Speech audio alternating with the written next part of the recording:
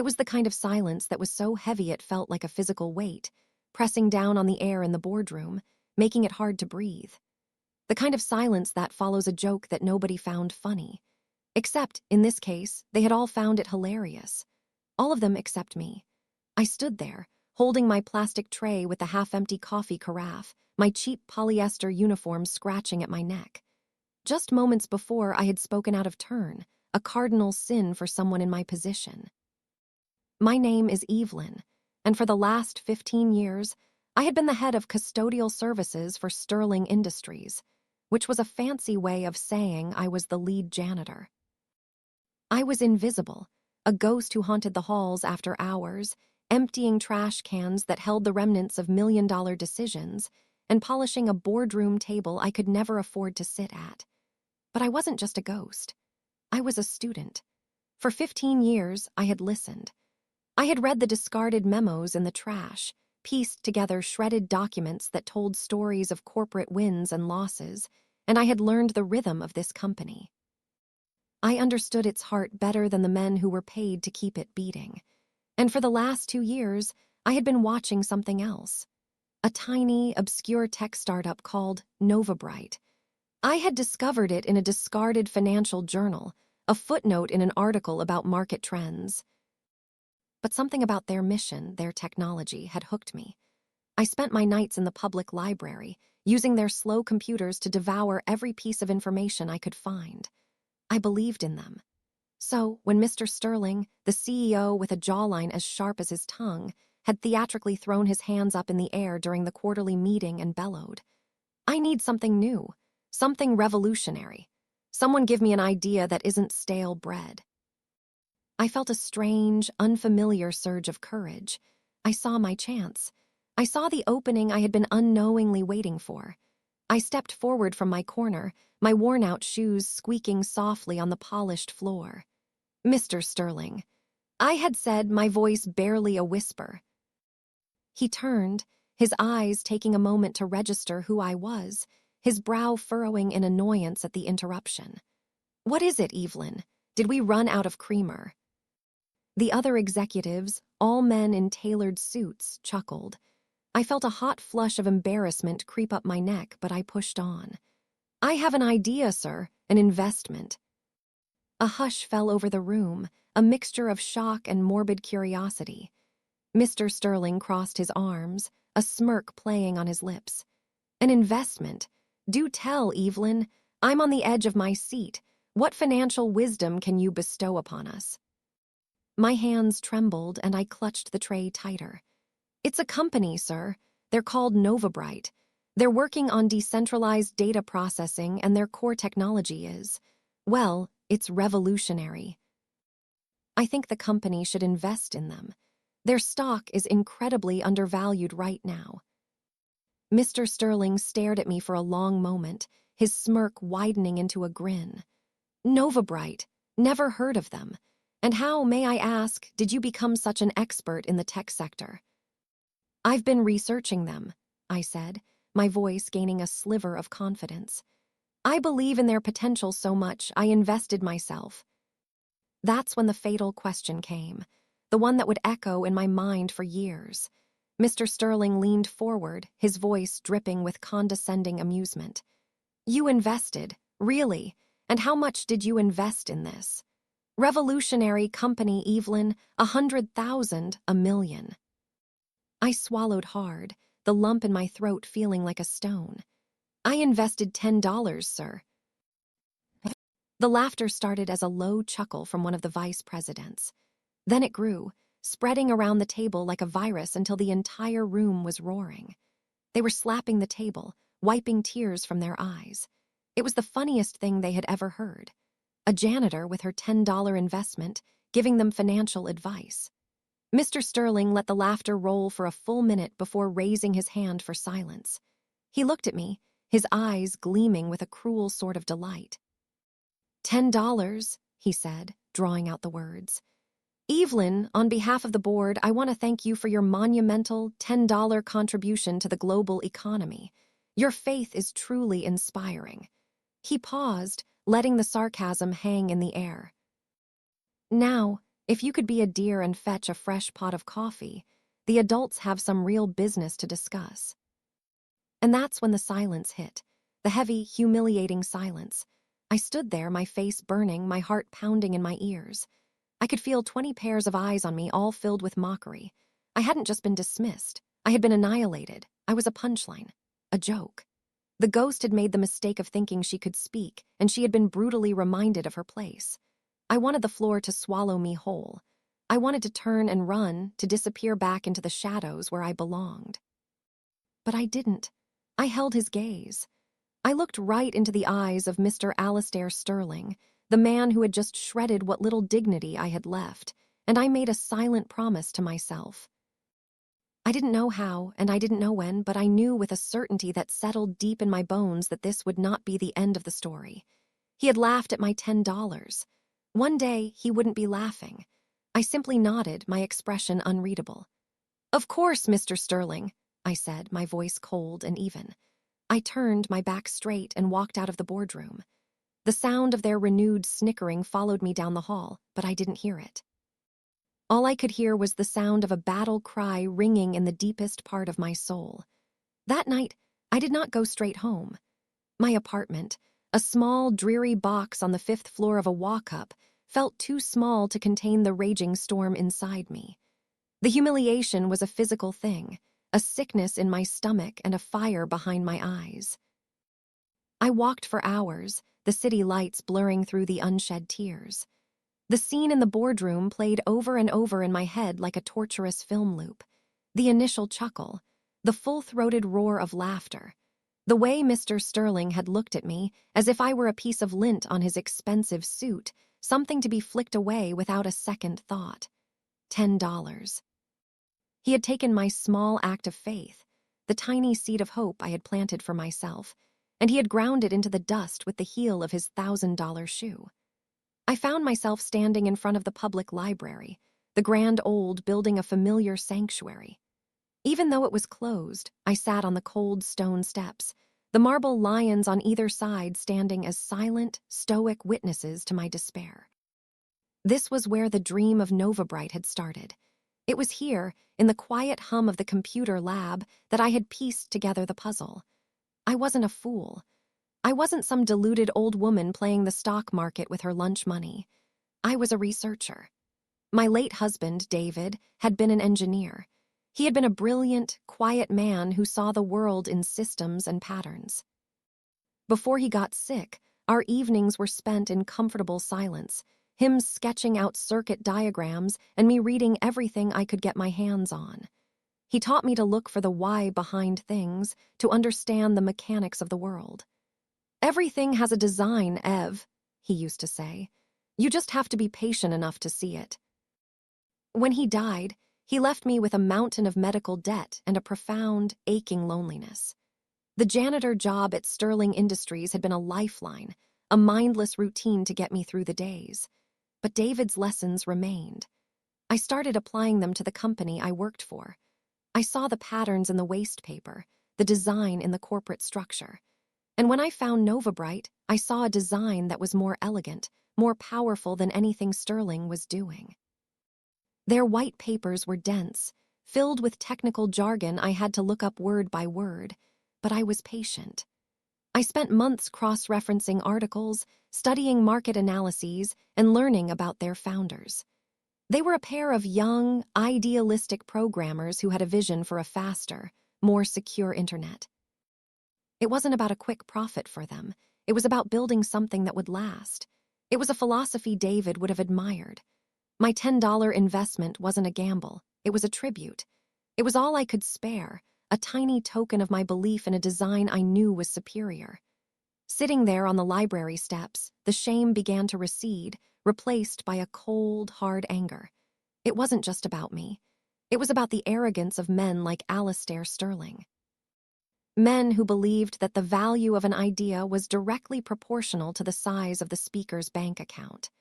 Men who couldn't see the forest for the trees, who were so blinded by their own brilliance that they missed the quiet genius growing in their shadow. He hadn't just insulted me, he had insulted the very principles of innovation and discovery. He had laughed at the process, at the quiet, meticulous work of understanding something new. A new resolve settled over me. It was no longer a vague promise I'd made in the heat of humiliation. It was a plan, albeit a skeletal one. The laughter had been a gift. It had stripped away my fear, my invisibility. If I was going to be a punchline, I would make sure I had the last laugh. I stood up, my joints cracking in the cold night air. I knew what I had to do. My life of quiet frugality was about to become a life of extreme sacrifice. Every spare cent, every waking moment, was now going to be dedicated to a single purpose: acquiring as much Nova Bright stock as humanly possible. I would turn their mockery into my fuel. They thought $10 was a joke. I would show them what a lifetime of being underestimated could build, $1 at a time. The next day, I walked into Sterling Industries with my head held high. As I expected, the whispers and smirks followed me everywhere. I heard someone in the hallway mutter $10 Evie as I passed. I didn't flinch. I let their condescension wash over me.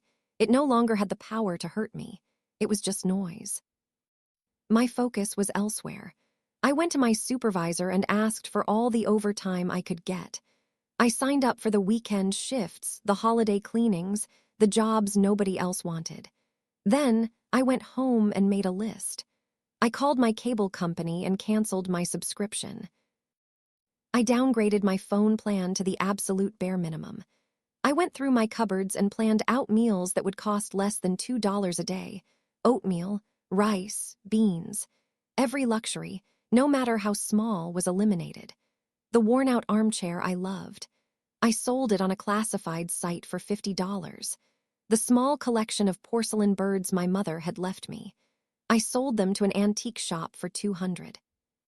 Each sale was a pang in my heart, a stripping away of my past, but it was also a victory. It was more ammunition for my war. Every Friday, after cashing my paycheck, I would go to the library. I'd log onto my bare-bones online brokerage account and transfer every single penny I had saved. The stock was still trading at a pittance. Sometimes I could buy 100 shares. Sometimes, after a particularly grueling week of overtime, I could buy 500. My portfolio grew with painstaking slowness, a testament to backbreaking work and relentless sacrifice. My one friend at the company was Maria, who worked in the mailroom. She was a single mother of two, a woman who understood what it was to be invisible. She found me in the break room one afternoon, pushing a plate of rice and beans around with a plastic fork. "Evelyn, are you okay?" she asked, her brow wrinkled with genuine concern. "I heard what happened in the boardroom. Those men are pigs." I managed a small smile. "I'm fine, Maria, honestly." "You're not fine. You're working yourself to the bone, and you look like you haven't eaten a real meal in weeks. What's going on?" I hesitated. I hadn't told anyone my plan. It felt too fragile, too audacious to be spoken aloud. But looking into Maria's kind, worried eyes, I felt a desperate need to share the burden. I took a deep breath and told her everything. I told her about Nova Bright, about my research, about my conviction. I told her about the laughter, and I told her about my plan to pour every cent I had into the company. She listened patiently, her expression shifting from concern to disbelief, and finally to a kind of awe. "Evie, that's crazy. Are you sure about this? It's such a huge risk." "It's the only thing I'm sure about," I replied, my voice filled with a conviction that surprised even me. "I saw the design, Maria. It's solid. And besides," I added, a grim smile touching my lips, "what else do I have to lose?" Maria was quiet for a long time. She looked at my meager meal, then at my tired face. Finally, she opened her purse and pulled out a worn leather wallet. She took out a crumpled $20 bill and pushed it across the table towards me. "No, Maria, I can't," I protested immediately. "You need that for your kids." "The kids are fine," she said firmly. "I want you to take it, invest it for me. I don't understand any of that tech stuff, but I understand you. I believe in you, Evelyn." Her eyes welled up with tears. "Let's show those rich pigs what a janitor and a mailroom clerk can do." I looked at the $20 bill and my own eyes filled with tears. This was more than money. It was a lifeline. It was a partnership.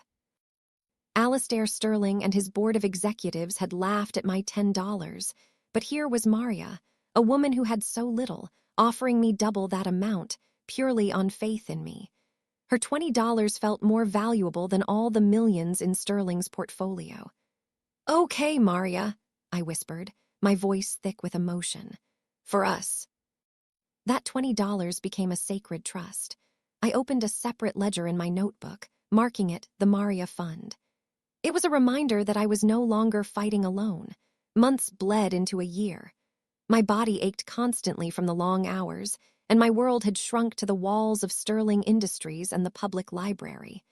I was a ghost in my own life, haunting the periphery of society. But my brokerage account was growing.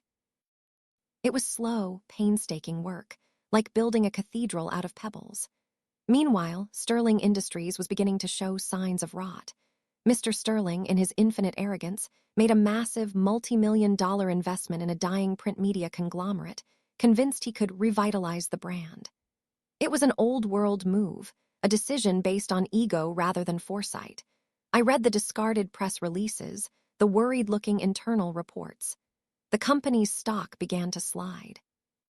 The whispers in the hallways were no longer about my $10 investment. They were about the $100 million blunder. One Tuesday morning, something shifted. I was at the library before my shift, doing my daily check on Novabright. A single, small headline on a tech blog caught my eye. Novabright quietly files patent for quantum leap data encryption. My heart started to pound. This was it. This was the breakthrough I had read about in their theoretical papers.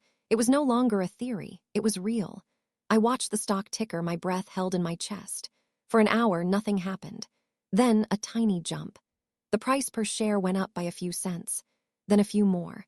By the time I had to leave for work, my small, scrappy portfolio had increased in value by $300. It was the most money I had ever made in a single day. I walked into Sterling Industries with a secret smile, the first genuine smile I'd had in over a year.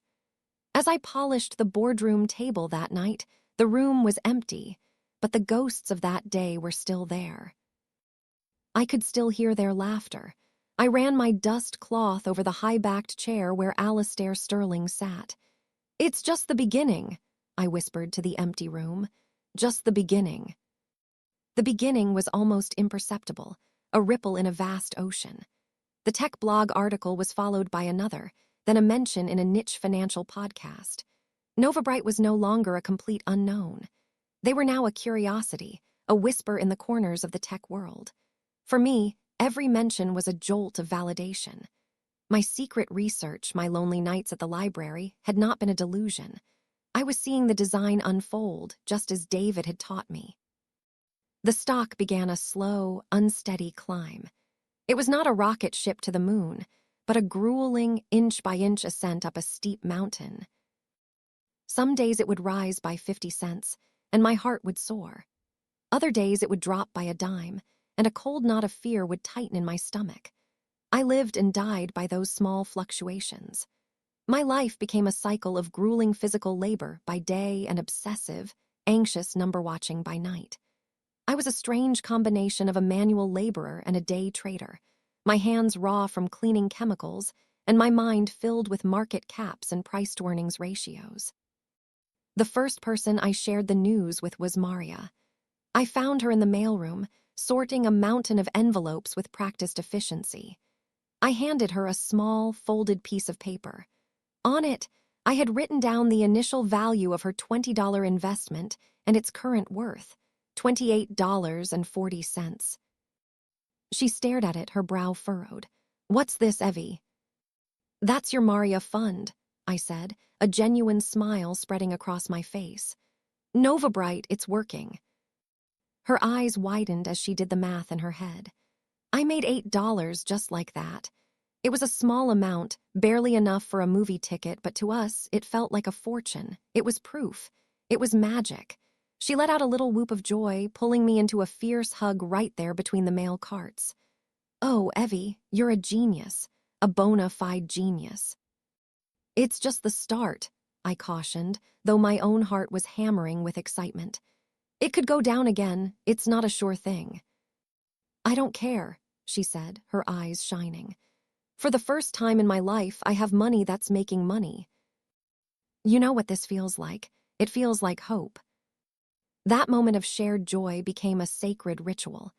Every Friday, I would print out the new total for the Maria Fund and give it to her.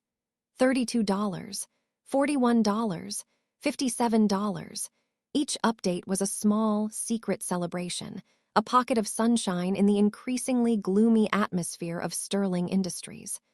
Our little secret was a stark contrast to the mood of the rest of the company.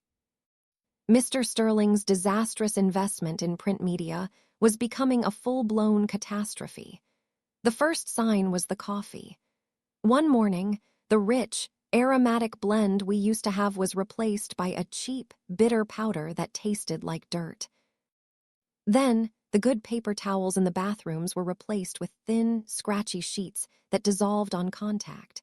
Budgets were being slashed everywhere. Then came the whispers of layoffs. Fear became a permanent resident in the hallways. People who had worked there for decades walked around with hunched shoulders and worried eyes. The laughter and camaraderie that once filled the office were replaced by a tense, nervous silence. People stopped making eye contact, afraid that any interaction might land them on a list. Alastair Sterling himself became a tyrant.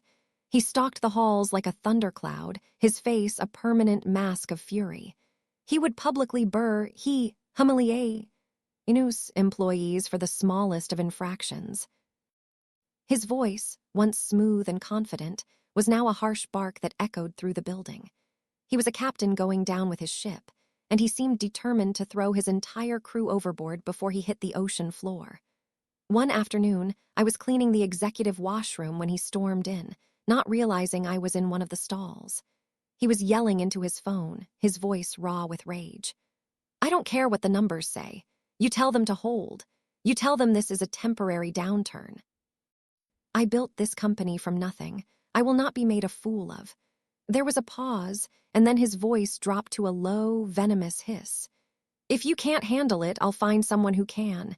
Everyone is replaceable. I held my breath, hidden in the stall, my heart pounding. He was losing control. The man who had sat at the head of that table, so smug and untouchable, was terrified, and his fear was making him cruel.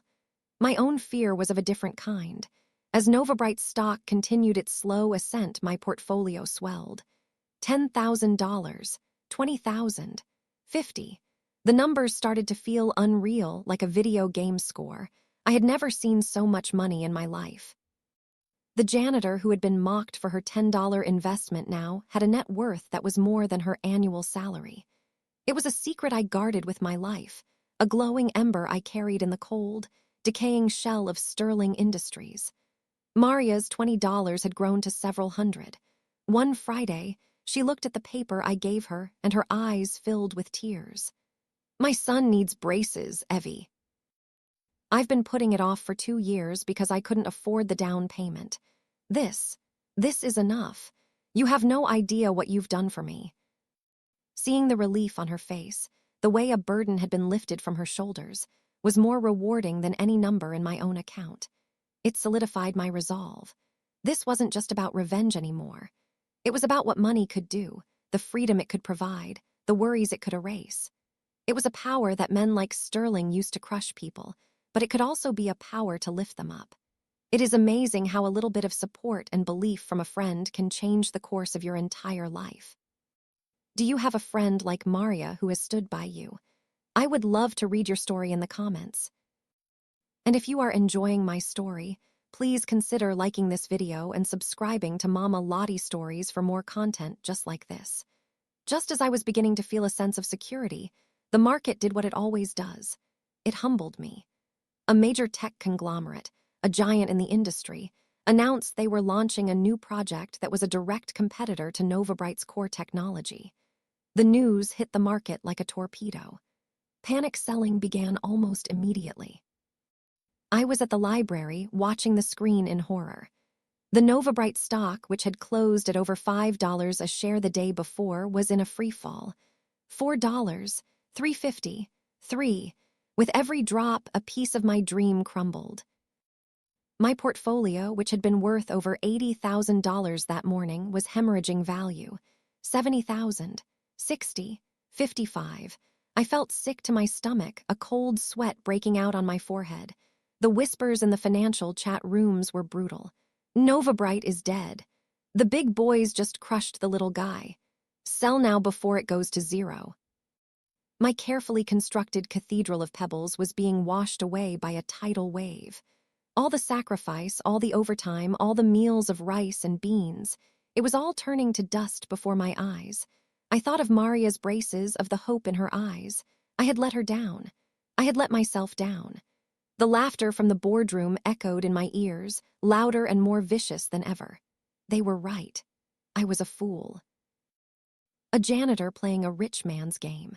I stumbled out of the library, gasping for air. The urge to sell was overwhelming. I could still salvage something, walk away with a small profit, and lick my wounds. It was the sensible thing to do. It was the safe thing to do. I walked for hours, just as I had the night of my humiliation, my mind a whirlwind of panic and despair. I ended up on a bench overlooking the city park, watching families play in the late afternoon sun. I thought about David. What would he say? He wouldn't talk about stock prices or market sentiment. He would talk about the design.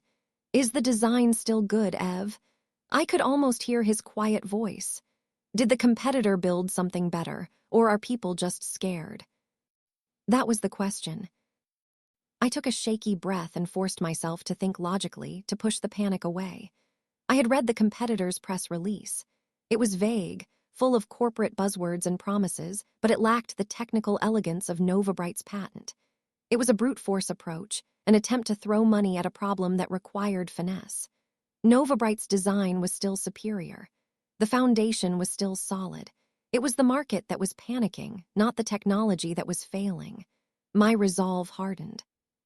Fear was a liar. The laughter in the boardroom was a liar. The only thing I could trust was my own research, my own understanding of the design. This was a test. It was the market's attempt to shake out the weak hands, the people who invested on hype instead of conviction. I would not be shaken out. A new, terrifying idea began to form in my mind. This wasn't a catastrophe. It was an opportunity, a fire sale. The stock was now dirt cheap, cheaper than it had been in months. If I truly believed in the design, now was the time to prove it. Now was the time to double down, but I had nothing left. Every spare penny was already invested. I went home and tore my tiny apartment apart, searching for anything of value. There was nothing, except for one thing. Tucked away in the back of my closet was a small cedar box. Inside lay my husband David's watch. It wasn't a fancy brand, but it was a beautiful, intricate timepiece he had saved for years to buy. It was the only thing of his I had left, the one material object that connected me to our life together. I would sit and hold it sometimes, the weight of it in my palm a comforting presence. Selling it felt like a betrayal. It felt like selling his memory. I sat on my bed, the watch in my hands, tears streaming down my face. I could feel the smooth, cool metal against my skin. I remembered the day he came home with it, his face lit up with a quiet, boyish pride. "It's an automatic," he had explained, his eyes sparkling. "It doesn't need a battery. It's powered by the motion of your own life. As long as you keep moving, it keeps going. As long as you keep moving, it keeps going." The words resonated deep within me. This was my motion. This was my life. Selling the watch wasn't about betraying his memory. It was about honoring his philosophy. It was about using the momentum of my life to power my future. It was the ultimate act of faith in the principles he had taught me. The next morning, with red-rimmed eyes and a heart that felt both heavy and light, I walked into a pawn shop. The man behind the counter, a grizzled old character with suspicious eyes, barely glanced at me. He examined the watch with a jeweler's loupe, grunted, and offered me a fraction of what it was worth. $500, he said flatly. I didn't bargain. I didn't have the strength. I just took the money, the crisp bills feeling like blood money in my hands, and walked out. I went straight to the library, my hands trembling as I logged into my account. The stock had fallen even further. I took a deep, shuddering breath, and with the $500 from David's watch, I bought as many shares of Novabright as I could. I had just thrown the last, most precious piece of my old life onto a raging fire. I had either just made the biggest mistake of my life, or I had just proven to myself, and to the ghost of my husband, that my conviction was unbreakable. As I clicked the confirm purchase button, I had no way of knowing which it was. The days that followed were the longest of my life. I walked through my duties at Sterling Industries in a fog of dread. Every squeak of my cleaning cart, every hum of the floor buffer, sounded like a judgment. The $500, the ghost of David's watch, haunted me. I had sacrificed the last tangible piece of my past for a future that seemed to be evaporating before my eyes. The Novabright stock did not rebound. It didn't crash further, but it didn't recover. It just lay there, wounded and still, trading sideways at a depressingly low price.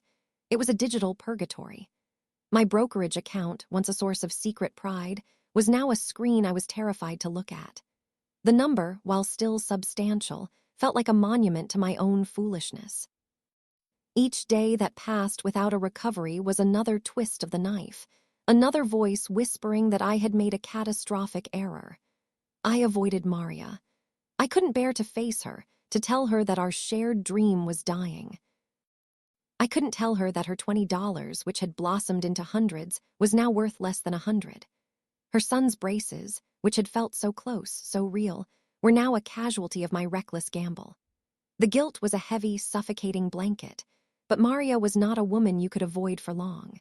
She found me on Thursday, tucked away in a small supply closet on the 3rd floor, trying to eat my lunch of dry crackers and water in solitude. She didn't say a word at first. She just slid the metal door shut behind her, plunging us into the dim, cramped space that smelled of bleach and floor wax. She sat down on an overturned bucket, her face a mixture of pity and resolve. "I know, Evie," she said softly. "I saw the news about that other company." Tears immediately sprang to my eyes. "Maria, I'm so sorry." My voice broke. "The money, it's mostly gone. I should have sold. I should have protected what we had." "SHHH," she said, reaching out and placing a work-roughened hand on my arm. "Don't you dare apologize. It was my $20 and my choice to believe in you. It still is." "But I was so stupid," I sobbed, the words I had been screaming at myself for days finally tumbling out. "I didn't sell. I did something worse. I bought more. I sold.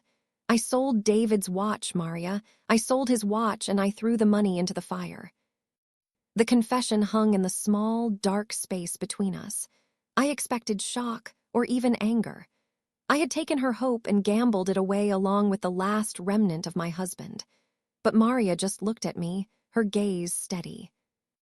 "Oh, Evie," she whispered, her own eyes welling up. "That must have broken your heart." She didn't scold me. She didn't call me a fool. She saw the pain behind the decision. She saw the sacrifice. She pulled me into a hug, and I wept into the shoulder of her mailroom uniform, the stale scent of paper and ink a strange comfort. "You are the bravest woman I know," she said, pulling back to look me in the eye. "You believe in this thing so much you were willing to give up something that precious." "That's not stupid, Evelyn. That's faith. Real faith. The kind that built the world." Her words were a balm on my raw, wounded soul. She wasn't just my friend. She was my anchor. She was the one person who saw my conviction not as a flaw, but as a strength. "We're in this together, you hear me?" she said fiercely. "To the moon or to the gutter, but we're in it together." Maria's unwavering support gave me the strength to keep going. I returned to my research with renewed purpose. I had to know why the market was so scared. I spent every night at the library, digging deeper than ever before. I ignored the panicked headlines and the chat room noise. I went back to the source, the technology. I printed out Novabright's patents and the sparse technical data released by their competitor, which I'll call Omni Corp. I spread the papers out on the library table, armed with a dictionary and a highlighter, and I compared them line by line. It was painstaking work. I was a janitor trying to decipher the language of rocket scientists. But David had taught me to be patient, to look for the patterns. And slowly I began to see it. Omnicorp's design was a replica, but a flawed one. It was like a cheap knockoff of a designer handbag. It looked the part from a distance, but up close, the stitching was clumsy. They had mimicked the what of Novabright's technology, but they hadn't understood the how or the why. Their system had a critical vulnerability, a tiny flaw in the encryption sequence that a skilled hacker could exploit. Novabright's design was a locked steel vault. Omnicorp's was a vault with the key left under the mat. The market hadn't seen it yet. They had only reacted to the headline, to the fear of a giant entering the ring. They hadn't done the homework. I felt a surge of adrenaline, the thrill of discovery. I was right. The design was still superior. The panic was based on a misunderstanding. Now I just had to wait for the rest of the world to catch up. As I was fighting my secret war, the public war at Sterling Industries was escalating. The first round of layoffs came. 20 people, some of whom had been with the company for their entire careers, were called into HR one by one and escorted out with a small cardboard box of their belongings. The atmosphere in the building turned toxic. The remaining employees were a mix of the terrified and the resentful. Productivity plummeted. No one was motivated to work for a company that treated its people like disposable parts. Alastair Sterling was a man possessed. His public humiliations became a daily spectacle. I was mopping the hallway near the marketing department when I saw him corner a young analyst named Peter. Peter was a kind, hard-working boy who always had a friendly word for me. "Peter," Sterling bellowed, his voice echoing in the silent office. "I just saw the latest projections. They're a disaster, an absolute catastrophe. What do you have to say for yourself?" "Sir," Peter stammered, his face pale, "the market is down across the board. Our competitors are facing the same." "Excuses," Sterling roared, throwing a folder of papers to the floor. They scattered around Peter's feet. "I don't pay you for excuses. I pay you for results. I should have fired you with the rest of them. You know what? I will. You're fired. Get your things. I want you out of my building in 5 minutes." Peter just stood there, stunned into silence. Other employees stared at their screens, pretending not to see, not to hear. It was a stunning display of cruelty, a man venting his own failures on a powerless subordinate. I felt a white-hot rage burn in my chest. This was what power looked like in the hands of a weak man. It was a bludgeon, used to inflict pain because he was in pain himself. I finished my shift that day, my hands clenched into fists. My fight was no longer just for myself, or even for Maria. It was for Peter. It was for the 20 people who lost their jobs. It was for every person who had ever been made to feel small and worthless by a man like Alastair Sterling. I went to the library with a new sense of urgency. I had found the flaw in Omnicorp's design, but that wasn't enough. I needed someone else to see it, someone with a voice the market would listen to. I started researching independent tech analysts, bloggers, and journalists who specialized in data security. I was looking for a specific type of person, someone with a reputation for meticulous, unbiased research, someone who wasn't afraid to go against the grain. After 3 nights of searching, I found her. Her name was Chloe Takeda. She ran a highly respected but relatively small blog called The Digital Ghost. Her articles were legendary for their technical depth and brutal honesty. She had a reputation for exposing corporate lies and technological vaporware. She was a giant killer. My heart pounded as I drafted the email. I was a janitor about to contact one of the most respected tech journalists in the country. It was absurd. But the image of Peter's pale, shocked face flashed in my mind, and my fear vanished. I didn't mention my name or my job. I didn't talk about my investment. I wrote as an anonymous teepster, a concerned observer. I kept it short and to the point. I laid out the technical flaw in Omnicorp's system in the simplest terms I could manage, and I pointed her to the specific lines in their publicly available data that proved it. I ended the email with a simple sentence. "The Emperor has no clothes. You just have to be the one brave enough to say it." I hit send, my finger trembling over the mouse. I felt a ridiculous mix of terror and exhilaration. I had just sent a message in a bottle into the vast, churning ocean of the internet. The chances of her even reading it, let alone acting on it, were infinitesimally small. For a week, nothing happened. The stock continued to stagnate. My hope began to fade. I told myself it had been a foolish long shot. Then, the following Tuesday, I logged on at the library and saw it. The new post on the Digital Ghost was titled, "Omnicorp's Billion-Dollar Blunder." My breath caught in my throat. I clicked the link, my hands shaking so badly I could barely control the mouse. It was all there. Chloe Taikta, with her brilliant, incisive prose, had not only found the flaw I had pointed out, but she had gone deeper, exposing a half-dozen other vulnerabilities I had missed. She systematically and mercilessly dismantled OmniCorp's entire project, calling it a fundamentally insecure product rushed to market by a corporation more concerned with headlines than security. In the final paragraph, she contrasted it with Novabright's elegantly robust and demonstrably secure architecture, calling them the unsung heroes of this story. The article was a nuke. Within an hour, it was picked up by major news outlets. The financial news channels, which had been lauding OmniCorp's bold move just weeks before, were now backpedaling furiously. OmniCorp's stock began to slide, and Novabright's stock exploded. I watched the screen, tears streaming down my face. The price didn't just climb, it launched. $3, $4, $5. It shot past its previous high. $6, $7. My portfolio, which had been decimated just weeks before, was resurrected. It doubled, then tripled its previous value. The numbers were moving so fast I couldn't even process them. 100,000, 200, 3. I let out a sound that was half laugh, half sob. The librarian shot me a stern look, but I didn't care. The world had finally caught up. David's watch hadn't been a sacrifice, it had been the catalyst. The motion of my life had kept the dream going, just as he'd said.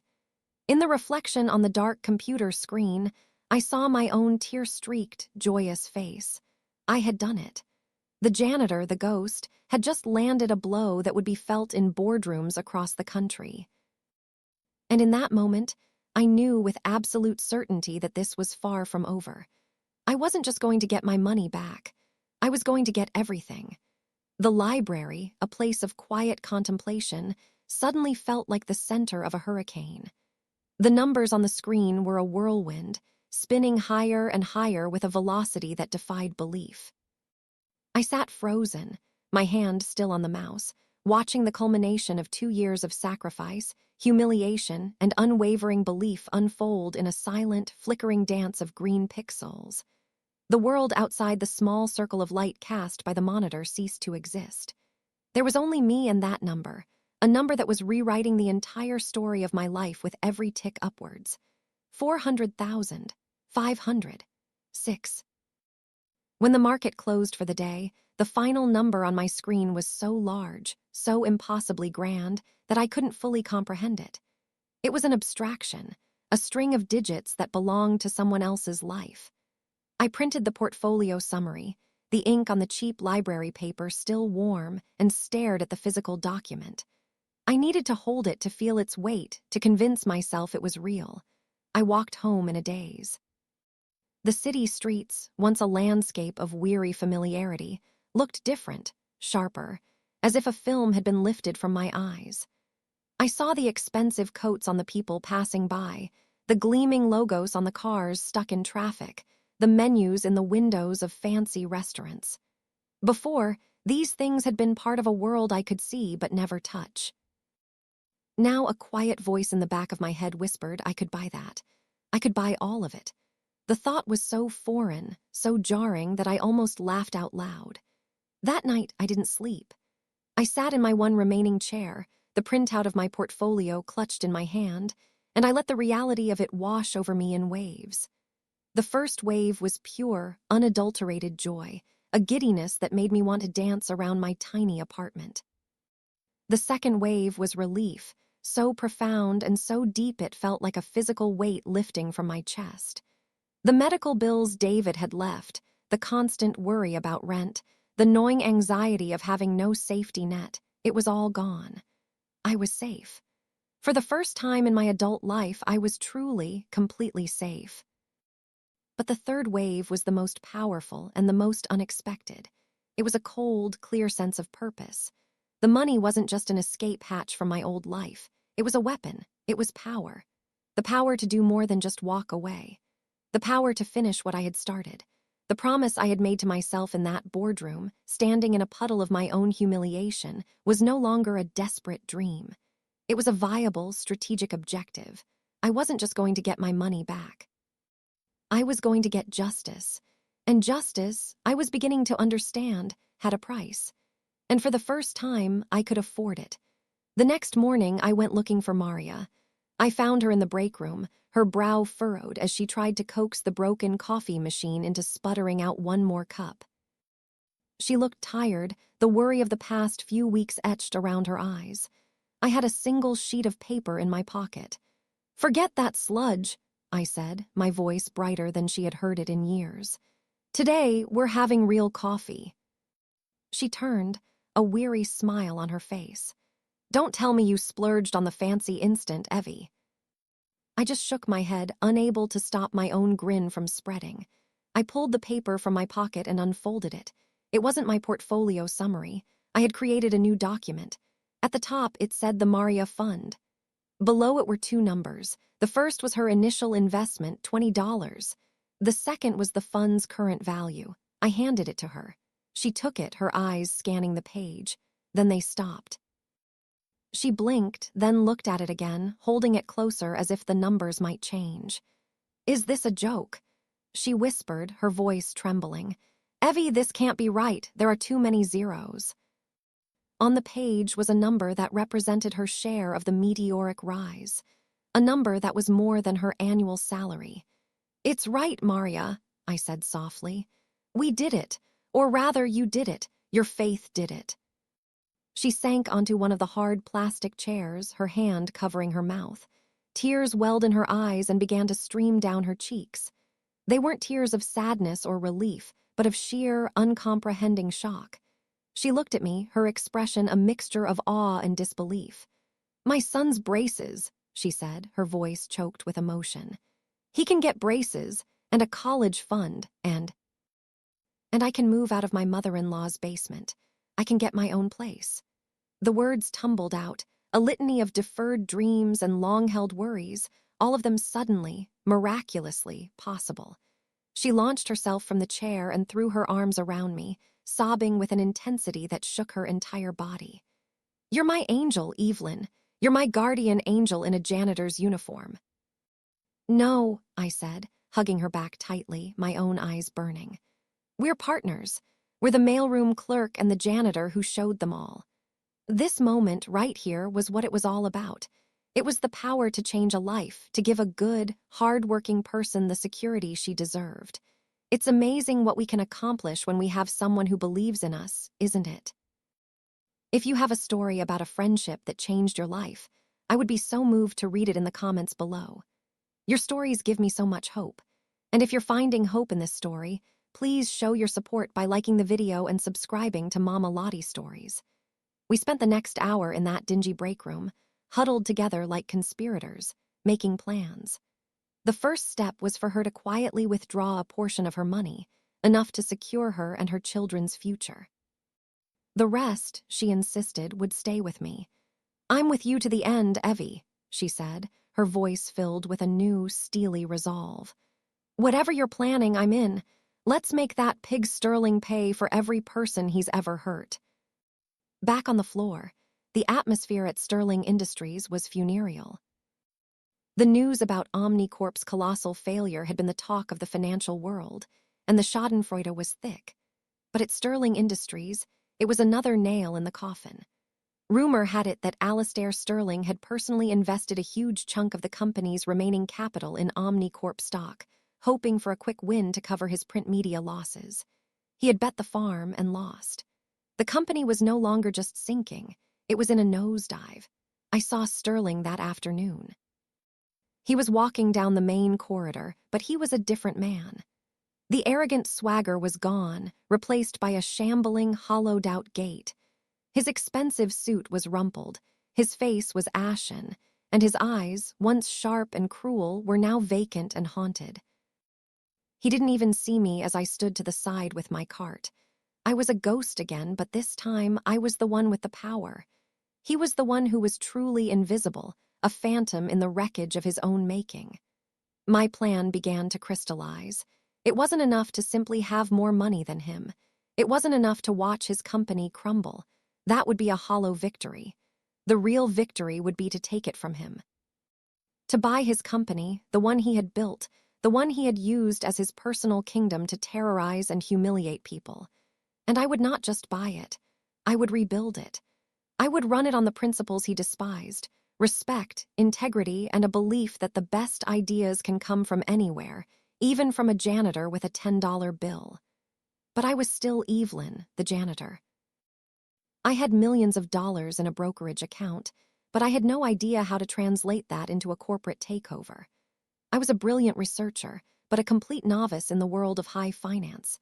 I needed a teacher. I needed a team. My dual life became more pronounced. By day, I pushed my cart, mopped the floors, and listened. I gathered information like I gathered trash, piecing together the true state of the company's decay from overheard conversations and discarded documents. By night, I was back at the library, but my focus had shifted. I was no longer studying technology, I was studying corporate warfare. I read books on mergers and acquisitions, on leveraged buyouts, on proxy battles. I learned the language of the enemy: tender offers, poison pills, golden parachutes. I realized I couldn't remain a ghost forever. I needed a face for my operation, a legal and financial expert who could navigate this treacherous world for me without ever revealing my identity. Finding such a person was a monumental risk. I was a woman with a fantastic story that was also completely unbelievable. I needed someone who was not only brilliant and trustworthy, but who also had a reason to take on a fight against a man like Alastair Sterling. My search led me down a rabbit hole of legal articles and court records. I was looking for a very specific kind of lawyer, not a corporate titan from a big firm, but a lone wolf, a maverick. And then I found him. His name was Arthur Pinter. He had once been a high-flying corporate lawyer, a partner at one of the biggest firms in the city. But 10 years ago, he had been the lead counsel for a group of employees suing a manufacturing company for wrongful termination. The CEO of that company, a young, ruthless Alastair Sterling, in his first major corporate conquest. Sterling hadn't just won the case. He had systematically destroyed Arthur Pinter's reputation, leaking false stories to the press and getting him blackballed from every major firm in the city. Pinter now ran a small, one-man practice out of a dusty office above a laundromat, handling minor civil cases. Alastair Sterling had taken his career, his reputation, his life's work. Arthur Pinter had a reason to want revenge. He was the perfect man for the job. Finding the courage to call him was one of the hardest things I'd ever done. I sat in my apartment for an hour, my hand hovering over the phone, my heart pounding. I was about to step out of the shadows. I finally dialed the number. A gruff, weary voice answered. Pinter. Mr. Pinter, I began, my voice a nervous squeak. My name is Evelyn. You don't know me, but I have a business proposal for you. It concerns a man I believe you know, Mr. Alastair Sterling. There was a long, heavy silence on the other end of the line. For a moment, I thought he had hung up. When he finally spoke, his voice was a low, dangerous growl. I'm listening. I met Arthur Pinter in his office the next evening. The place was exactly as I'd pictured it. Cramped, cluttered, smelling faintly of stale coffee and old paper. Books and legal files were stacked in precarious towers on every available surface. Arthur Pinter himself was a man who looked like he had been put through a wringer and hung out to dry.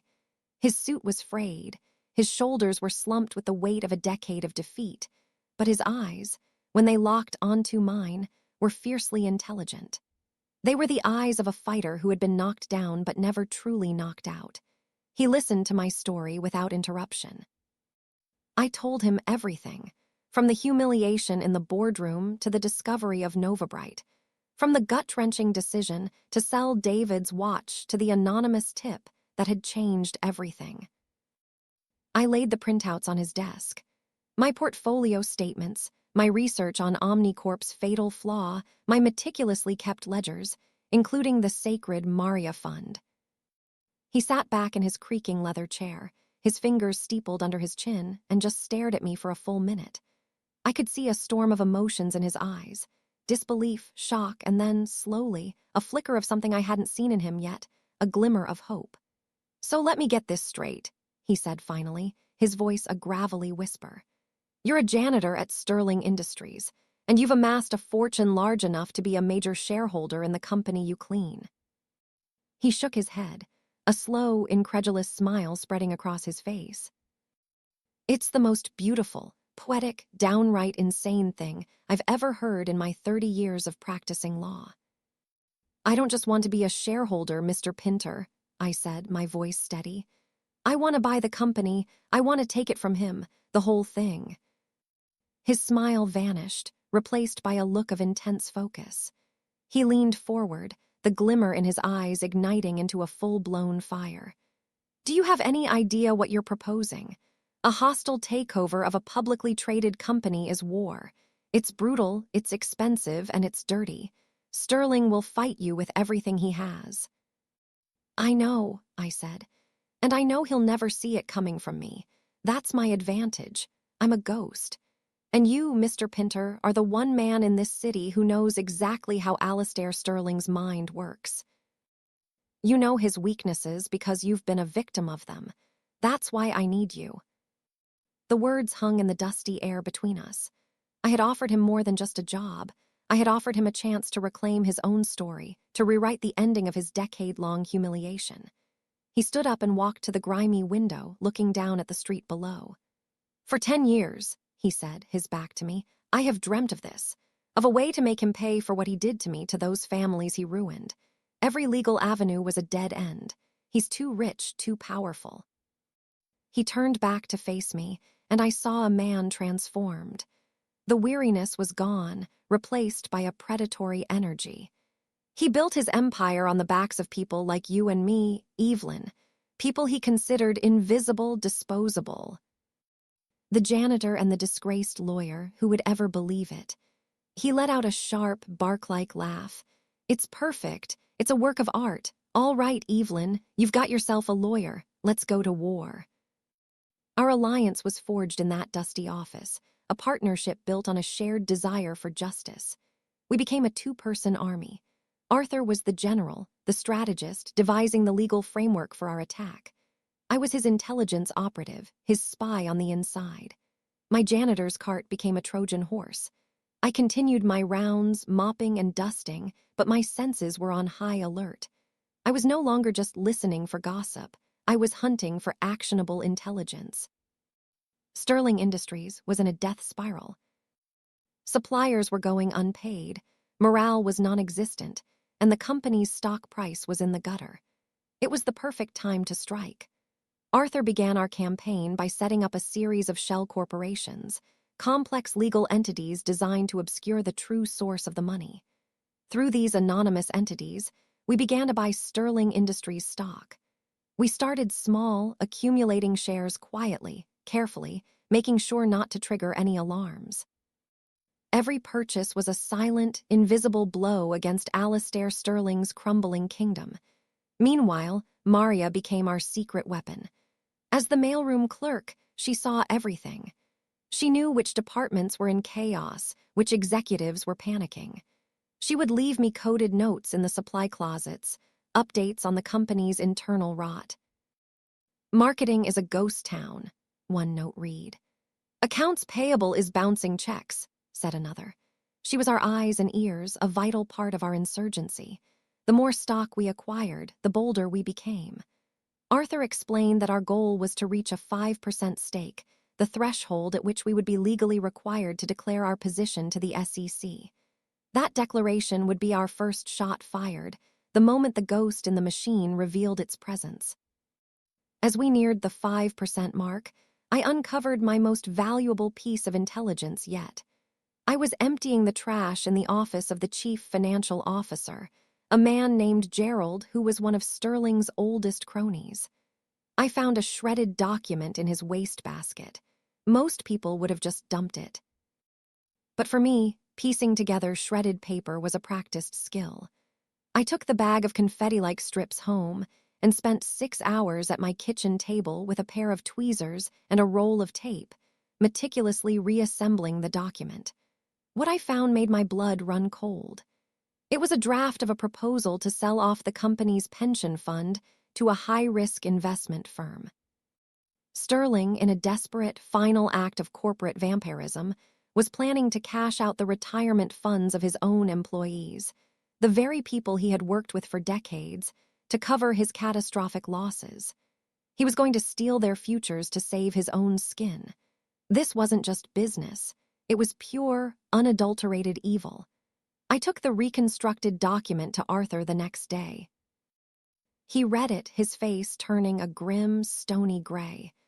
"The man has no soul," he said quietly. "This isn't just a legal document, Evelyn. This is a motive. This is the moral justification for everything we're about to do. We're not just taking his company anymore. We're saving those people." The pension fund scheme gave our mission a new, ferocious urgency. We accelerated our stock purchases, pushing our resources to the limit. The day we finally crossed the 5% threshold, Arthur drafted the SEC filing. It was a dry, legalistic document, but to us, it was a declaration of war. It stated that a previously unknown investment group, Phoenix Holdings, had acquired a significant stake in Sterling Industries. The news hit the financial world like a thunderclap. Who was Phoenix Holdings? Where did they come from? The speculation was rampant. Alastair Sterling was caught completely off guard. I was cleaning the windows outside the boardroom when he held an emergency meeting. I couldn't hear his words, but I could see his face, contorted with rage and confusion. He was a king who had suddenly discovered an enemy army camped inside his castle walls, and he had no idea who was leading it. His reaction was predictable.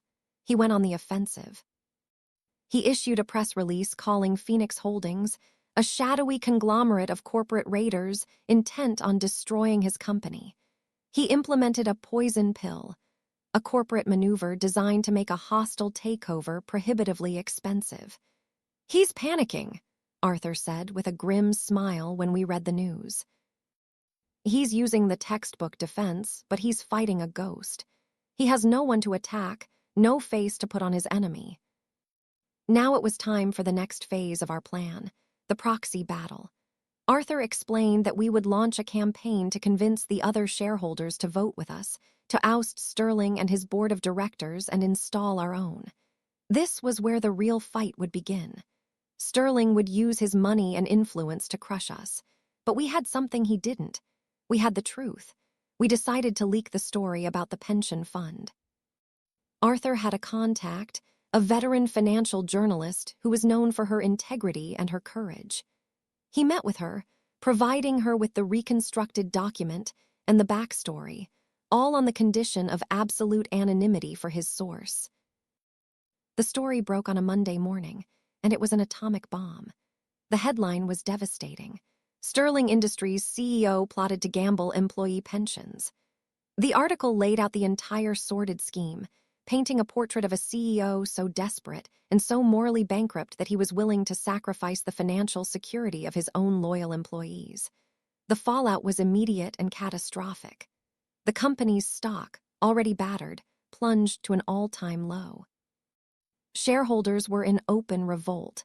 The employees, who had been living in fear, were now filled with a righteous fury. For the first time, they began to organize, to speak out against the man who had betrayed them. Sterling was trapped. His reputation was in tatters. His allies on Wall Street began to distance themselves from him.